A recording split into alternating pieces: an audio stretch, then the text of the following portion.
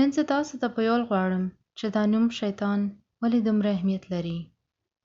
ځینې وایي چې دا ټکی په عربي ژبې نه دی، خو بیا ځینې مفسران دا هم وایي چې د عربي ژبې کې دوه ټکونه وتلی دی، شیط او شتن. او شتن په عربي ژبه کې تبع ته وایي، یعنی هغه کس کم چې ډېر لرې لاړ شي.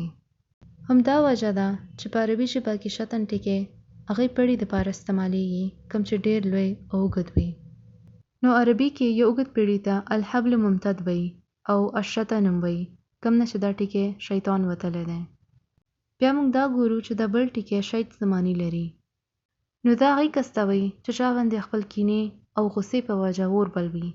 نو دا خبره په ډېرو ژبو کې استعمالیږي چې مړه هغه دومره غصې کې و چې هغې باندې اور بل و، یا تا چې څه وویل هغې زما زړه باندې اور بل کو.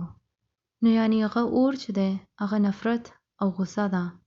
او ځینې خلکو د دوه معنو له په یو ځای کې کړی دی، یعنی هغه په خپل نفرت او غصې کې ډېر مخکې لاړ. نو هغه هر وخت خپل د اور له کمېدو نه پرېږدي، یعنی کله هم د هغې نفرت او کینه لږه کمه شي نو هغه هغې له نور زیات کړي او نور لرې لاړ شي. نو هغه یعنی شیطان موږ سره هم دا کار کوي.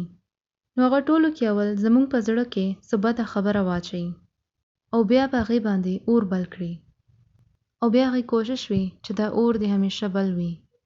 هغه موږ باندې په زوره څه کار نشي کولی، خو شیطان په دې ډېر ښه پوهه دی چې دوی د ګناه کولو وړتیا لري، او هغه هر وخت په دې کوشش کوي چې تاسو خپل دننه د بدوالي ته څه فکر ونه کړئ. او که هغه اور ستاسو دننه بل شي نو هغه غواړي چې تاسو دې لار باندې د همیشه روان یې. نو یعنی شیطان دا غواړي چې تاسو نه د الله لار خطا شي او تاسو د ګناه لار باندې ډېر لرې لاړ شئ، یعنی څنګه چې هغه په خپله لرې تللی دی.